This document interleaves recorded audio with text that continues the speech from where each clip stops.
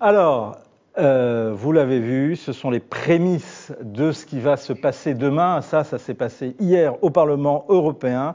Et donc, demain soir, vous pourrez le suivre en direct sur Figaro Live, bien sûr. Nos cousins britanniques vont dire non seulement au revoir, mais surtout bye bye.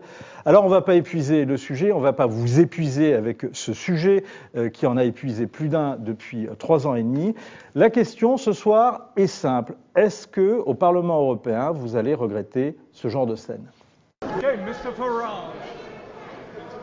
Do you have any regrets? Any regrets? We're leaving. Freedom, democracy, self-governance. Alors, des regrets, Brice Couturier? Ah, écoutez, en tant qu'anglophile, ayant vécu moi-même en Grande-Bretagne une partie de ma vie, je vais regretter, bien entendu, les Britanniques. Nigel Farage. Non, pas Nigel Farage, les Britanniques, et les Britanniques pro-européens. Les Britanniques qui nous ont inventé la démocratie libérale, tout de même, avec 100 ans d'avance sur nous. Je recommande le livre de Dembowski et Edmond Dembowski qui s'appelle Le siècle des révolutions, qui fait un parallèle époustouflant d'intelligence entre la Glorious Revolution et ce qui l'a suivi, l'arrivée de Guillaume d'Orange au pouvoir en Grande-Bretagne 100 ans avant notre Révolution française, qui montre que la démocratie est née en Grande-Bretagne, qu'elle est solide en Grande-Bretagne.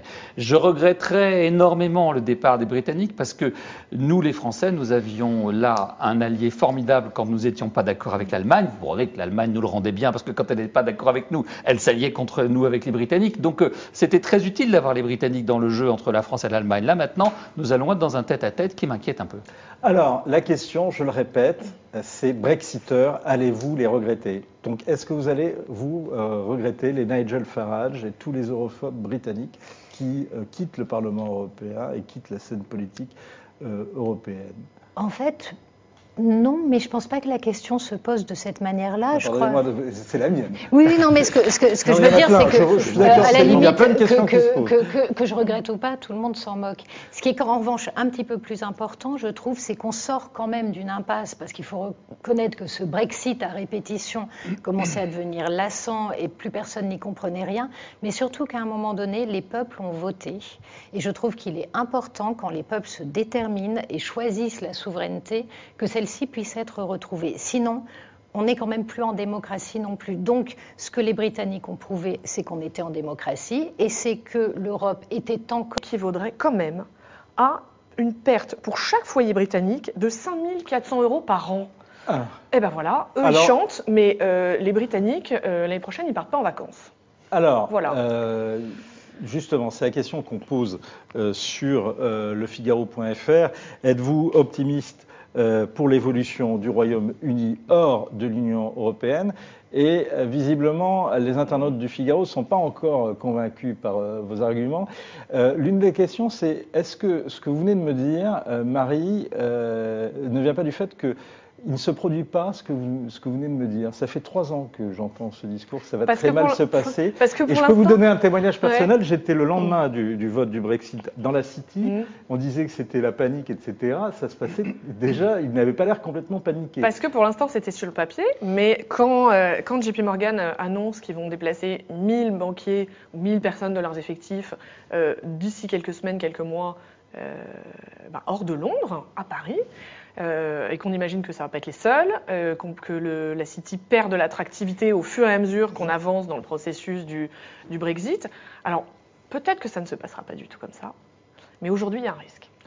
Et je pense qu'il y a on est toujours dans des questions de projection, donc on peut faire des projections à 1 an ou 2 ans. La question, quand on prend des décisions aussi lourdes, c'est plutôt de regarder ce qui se passe à 5 ans, à 10 ans. Parce que 1 ou 2 ans, forcément, c'est un petit peu compliqué. Ça, c'est la première chose. Mais la deuxième chose, le monde n'est pas statique et on voit bien que cette Europe, aujourd'hui, elle est en grande difficulté.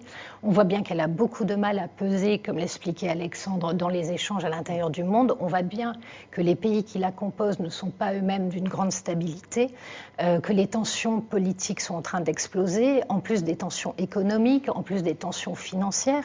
Donc il est compliqué déjà d'imaginer l'avenir de l'Europe serein. Auquel cas, il n'est pas dit qu'à la fin, à J plus 5 ans ou à J plus 10 ans, peut-être, oui, les Britanniques auront-ils pris la meilleure décision. Pour l'instant, je pense que trancher et dire ça va aller dans le mur ou pas, c'est peut-être un peu tôt, tout simplement. Cet autre internaute nous dit, à terme, ils deviendront officieusement le 51e État des États-Unis d'Amérique. La fameuse, c'est le rêve, ça, c'est le rêve des Brexiteurs, c'est comment on appelle ça déjà Trump n'a pas l'air d'accord. Hein. Le special relationship. Le problème des Brexiteurs, si vous voulez, c'est qu'ils datent au 19e siècle. Ils vivent au 19e siècle. Ils pensent encore que la Grande-Bretagne est une espèce d'île avec des liens internationaux formidables, qu'ils vont pouvoir, avec l'Australie, le Canada, la Nouvelle-Zélande, tous les pays anglo-saxons, ils vont pouvoir faire un bloc formidable et qu'ils vont être le centre à nouveau du monde anglo-saxon. C'est fini, ils sont dans les marges du monde anglo-saxon. Trump ne les prend pas au sérieux.